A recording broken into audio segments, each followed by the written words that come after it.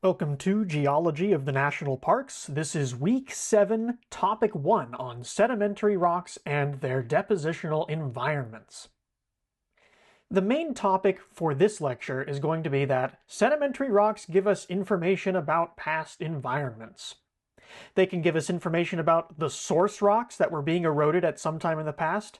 Sometimes sand grains or gravel grains are the only remains of ancient crustal rocks. We get information about the agents of transport. For example, evidence of ancient glaciers in equatorial India helped create the theory of plate tectonics. We also get information about the conditions or landscapes or environments of deposition. For example, some rock layers in the Grand Canyon were deposited in shallow seas. Let's start with the source materials. Just by looking at these grains of sand, which are sediments, what can we say about the source rocks? So on the left we have some sand collected near Bridal Veil Falls in Yellowstone National Park. This is river sand, but by looking at it you can see the grains are pretty angular, so we're probably pretty close to the source area. Most of the mineral grains in this sand are composed of plagioclase feldspar, which are these white grains. We have quartz, which are these clear grains. Potassium or K feldspar, which are these pink and yellow grains, and we have biotite mica, these black grains of sand. When you take all of these minerals together, that source rock is very likely an igneous rock called granodiorite, which is basically another flavor of granite. On the right, we see fine-grained volcanic beach sand from the island of Martinique.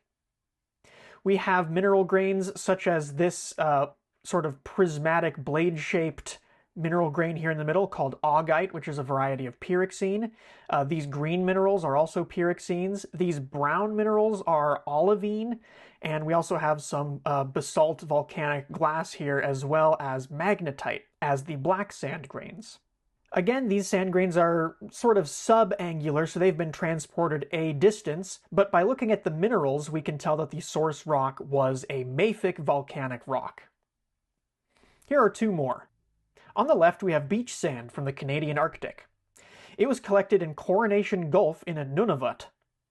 The sand is composed mostly of quartz, which are these transparent grains, feldspars, which are these red and pink grains, hornblende as the black grains, and these minerals are indicative of a metamorphic rock called granitic gneiss and amphibolite.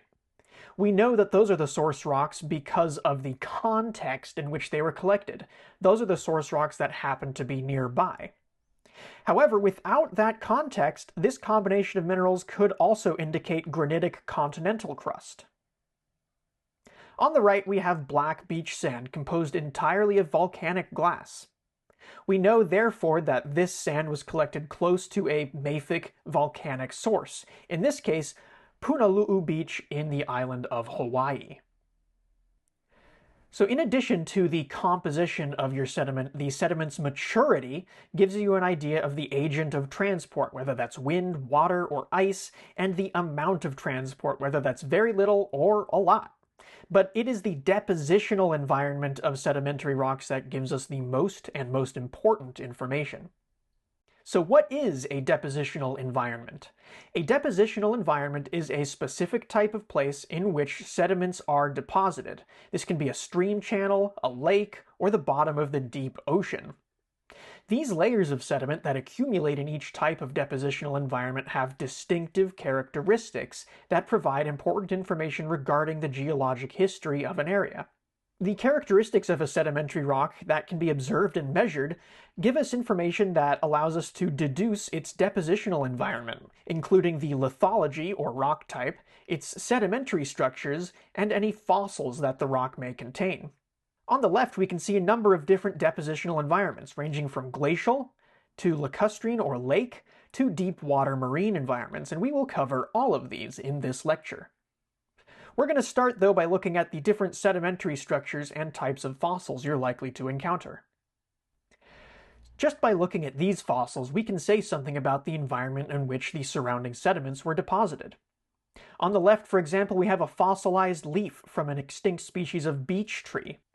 By comparing to where beech trees are found today, we can interpret the location, climate, ecology, of this past environment of this sedimentary rock based on this fossil alone. We know that this came from a forest environment, probably along a river floodplain, because of the sediments and the fossil. On the right, we have a big fossil scallop, as well as some smaller clams and other mollusks. I took this picture at Beverly Beach in Oregon. Now, we only find marine shells like clams and scallops in the ocean today, so that was probably the case roughly 20 million years ago when these sediments and fossils were deposited. We can therefore tell that this rock was deposited in a shallow marine environment.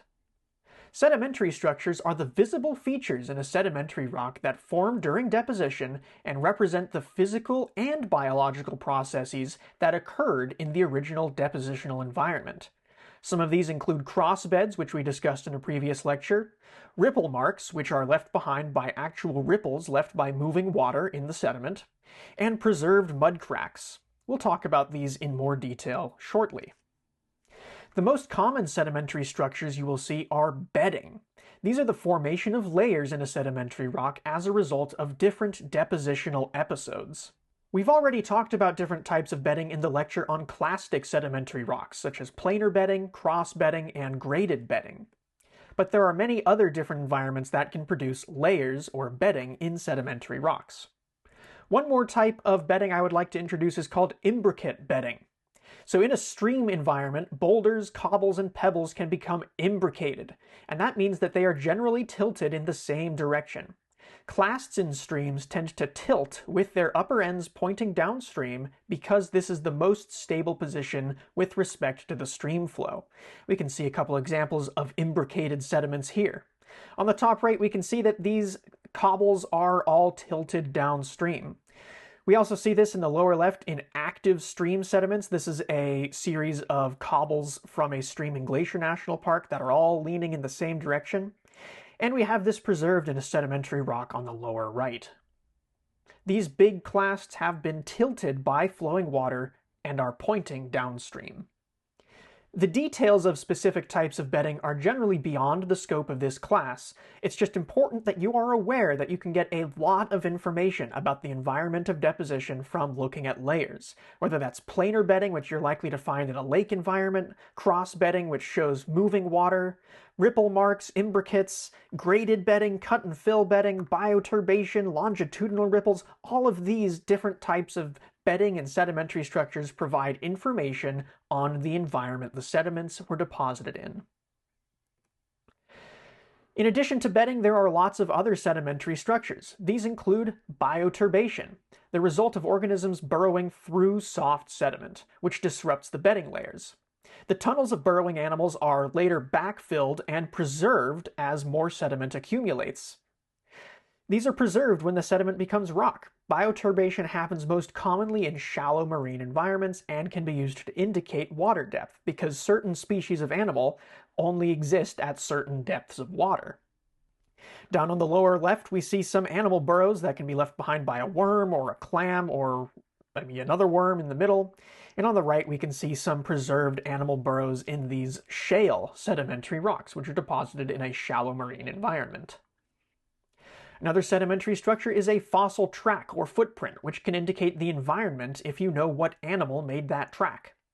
There are a ton of these in Zion National Park. Specifically, Zion National Park includes a lot of dinosaur footprints. When your dinosaur was walking across like a lakeshore or a muddy river floodplain, its footprint was left behind, oftentimes with remarkable detail.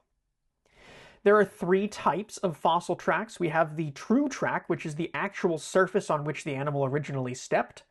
Underneath that is the undertrack, where the underlying sediment was deformed in the approximate shape of the original track.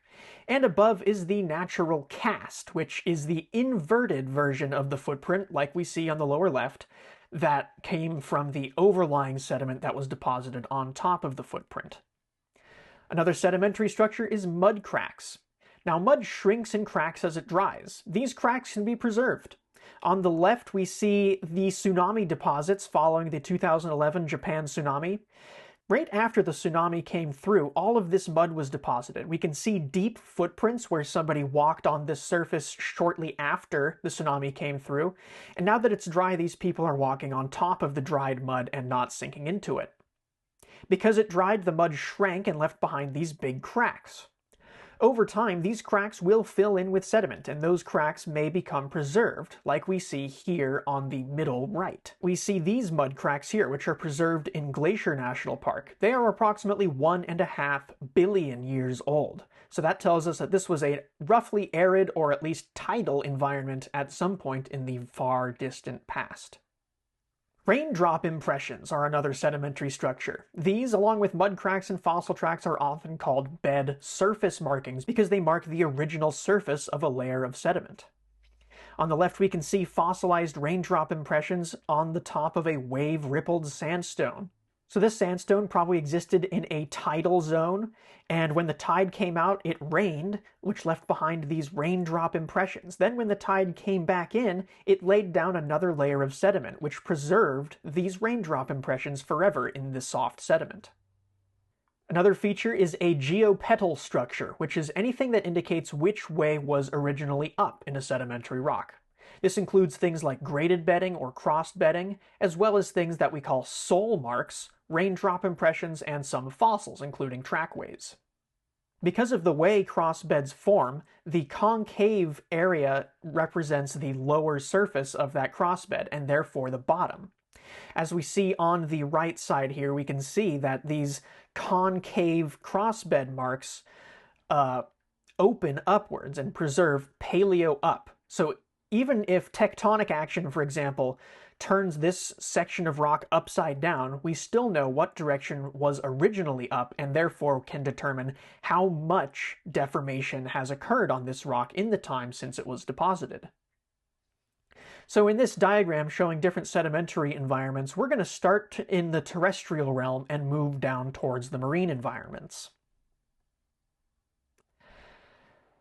Some of these terrestrial environments include glacial environments, which we've already covered, fluvial or river system environments, which we'll cover in a future week, aeolian systems, which is topic 2 lecture this week, which are wind-deposited systems, lacustrine or lake systems, and evaporite systems, which come from deserts, which we will also cover more in topic 2 this week.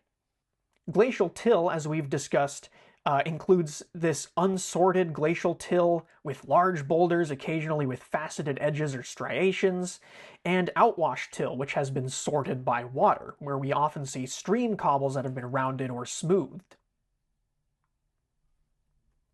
In fluvial or river systems, we see sediments ranging from gravel to mud, and we see planar bedding, imbricated bedding, and cross bedding, and many others. We can see some cross bedding in this image on the upper left, but we can also see other types of bedding in these other two images. On the lower left, this is an outcrop of sandstone and conglomerate. So we have gravel-sized sediments indicating a river channel, which is higher energy and can move those larger grains. And we have sand above it, which indicates that the channel moved away from this location and was depositing smaller grains like sand rather than the larger grains like gravel.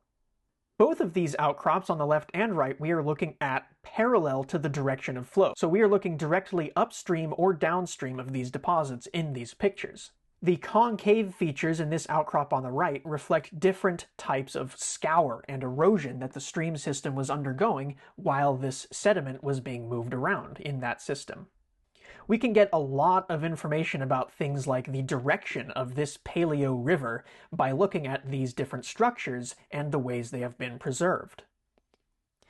In arid desert environments, we primarily see aeolian deposits and evaporite deposits. An aeolian deposit is deposited by wind, so that includes features such as sand dunes. Evaporites, which you also find in deserts, result from evaporating water, and these are rocks like playa deposits or salt flats.